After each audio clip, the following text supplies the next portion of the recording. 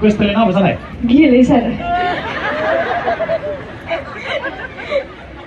दाबो मावहैयाखै बिखाया उदालगुरि हौवाया बिनद बसुमतारी ना बिनद बर'मोनलाय मिनति हासबेन्डआ मिनति सिनायदों ना मिनति सालबारि कलेजाव फरायनायमोन मिनति लाभ मेरेज गोसोथोलायना हाबा जानाय बिदिनो सार गोसोथोलायदों मा जायगामोन डिस्ट्रिक्टआ ना बिश्वनाथ सारियालि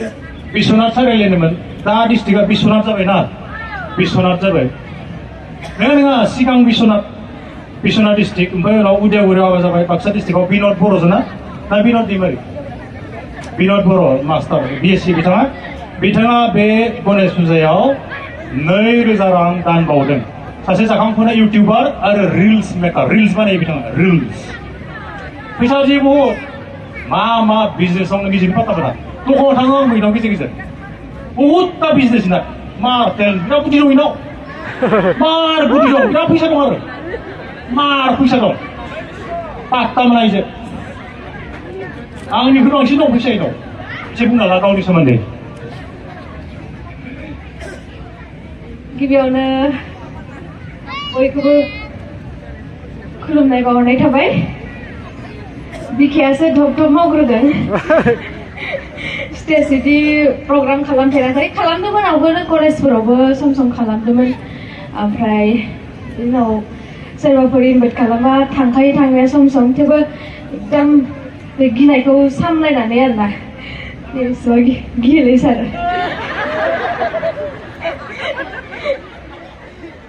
इयाव आंनिबाथ' साफ्रोमबो आइजो माहारियानो गियो आंल' गिया आरोना नंगौ सार दाबो मावहैयाखै बिखाया बाखि जि हक आङो बेबायदि एसेबां गिदिर प्रग्राम खुंदों होननानै मिथिनायमोनब्ला हयथ' औ सार एसे बाराखौनो हरबावगौमोन आरो आं सानफेराखैमोन बिदि गाजा गोमजायै बिदि फालियो होननानै मानो होनबा हाबा जाखांनायनि उनाव बेनो फार्स्ट आंनि थाखाय गणेश फुजा माबा खालामनाय आरो इयाव एटेन्ड खालामनाय ओमफ्राय बिराद गोजोननाय मोन्दों बयखौबो बेयाव लोगो मोननानै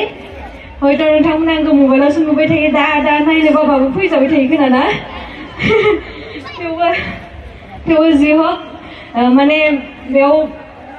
बर' मानसि नुबानो बयबो जोंनि थाखाय नोंथांमोना आंगोखा जों बयबो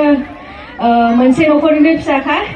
बेनिखायनो जेरावनोखि बर' फिसा प्रग्रामानो जाथों मानो आं जेब्लायबो बेवहाय दान हरनो माने सिगांग्रो जायो बेयावल' नङा जायखिजाया जेरावखि जाया प्रग्रामफोर खुङा मानो आं आंनिफ्राय जिखिनि खामायो बेनिफ्राय एसेबाबो आङो बयनिबो थाखाय दान हरो आरो बेखिनि ओरैनोथ' आंनाव बिदि जेबो टेलेन्ट गैया नोंथांमोना जेरैबायदि माने आंखौ सासे टेलेन्टेड होननानै नोंथांमोन बायदिनो आंबो सासे साधारन मानसिसो ओमफ्राय बिनि गेजेरावनो दा आङो बुंगोन जायखिजाया जोङो मावा मानो जिबनाव गोसो होथाबनानै मेलेम बावसोमनानै जुदि मावो अब्ला बेखौ साक्सेस जानायाव नोंथांमोनखौ रावखौबो होबथानो हाया दिनैयो हयथ' आं दिनै जिखिनि लेभेलाव मोनफैबाय नोंथांमोना बयबो नुखादों खिजानि आंनि न'खर गैयामोन न'खर फसंबाय आं बुंनो थांला आंनि जारिमिनखौ बयनियावबो जारिमिन थाखायो जिहेतु थेवबो आं बेखौल' बुंगोन दुखु दाहानि गेजेरजों सौसि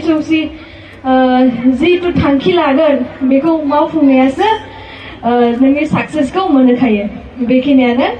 बाखि जिखिनि मावा मानो नोंथांमोना गोसो होथाबनानै मावलांबाय था सानसे साक्सेसखौ मोनगोन ओमफ्राय सारा सोंदों आंखौ मा बिजनेस मावो बिजनेसानो आंना दखान खुलिदों आङो बे सानैनो थारमोन आरो स्ट'रा रुमा बेनिफ्राय बेजों लोगोसे आङो माने दख'नानि बिजनेस खालामो मोजां माने कालेक्सन फैबाथाय आङो लाबोयो स्ट'राव आरो नोंथांमोनजों शेयार खालामलायो नोंथांमोनाव फसायोबा लायो स' नोंथांमोननि बिनि थाखायनो नोंथांमोननि फसायनायनि थाखायनो हयथ' आङो बे स्टेजआव दिनै गाखोनो मोन्दों आरोना आरो बेजों लोगोसे आंना मोनथामसो चेनेल दं इउटुबजों लोगोसे ससियेल मिडिया जेनेबा फेसबुक इन्स्टाग्राम बिनि गरनैसो बिदि हाबनायजों दिनै बिसिम सौफैदों आरो बेजों लोगोसे आङो माने जि माने एक्सपिरियेन्स लानानै जेखौ माने आं खुद मोजां रिजाल्ट मोनदों फिसा फिसौ मोननैसो आङो मेडिसिन शेयार खालामो नोंथांमोनजों न'आवनो बानायनाय लकेल दा सोरबा सोरबा मुलि आरो ओमफ्राय बेखौथ' मिथिखायोआनो बांसिनानो गतिके आंनियाव नोंथांमोना निसय मोननो हागोन आरो बेनि मोजां फाहामथायखौ आरो बेयाव आङो एक्सपिरियेन्स लाखानाय जिहेतु बेखौनो आं भिडिअ शेयार खालामबाय दे बेखौ बारा शेयार खालामला बाखि बेखिनियानोमोन नोंथांमोननि समखौ आङो बारा लाला ओमफ्राय आंखौ बेयाव जौसाङाव फैहोनायनि थाखाय कमिटिनि साफ्रोमबो बिथांमोनखौ आंनि गोसो गोरबोनिफ्राय हामलायनाय बावहरनाय थाबाय आरो साफ्रोमबो रायजो राजा आइ आफा बिदा फंबायमोना लोगो फैनानै नायफैनायनि थाखायबो आंनि गोसो गोरबोनिफ्राय साबायखर बावनाय थाबाय एसेनोसै गोजोन्थों जोबोद जोबोद साबायखर थाबाय मिनति सिगां मिनति नार्जारि दा उदालगुरिनि उदालगुरि आफा जाफैदों बिनद बर' जोंनि बे कमिटिनि मानगोनां बिश्वजित गयारि बिथांखौ मान बावफैनो थाखाय खावलायनाय जाबाय मिनति नार्जारिखौ जाखांफुनाय इउटिउबार रिल्स मेकार बिजनेस पार्सन बिजनेस वमेन बहुत बिजनेस दं ना खिथायाखै खिथाजोबाखै बहुतता बिजनेस दं खिथाजोबाखै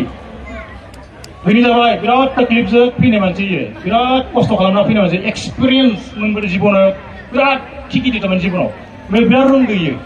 सिगां लाबाय बहुत थेंक इउ गड bless you thank you very माच नेक्स्ट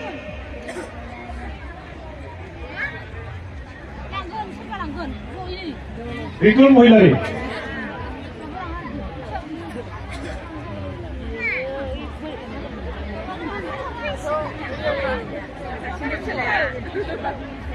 राजकुमार बर्मन आपना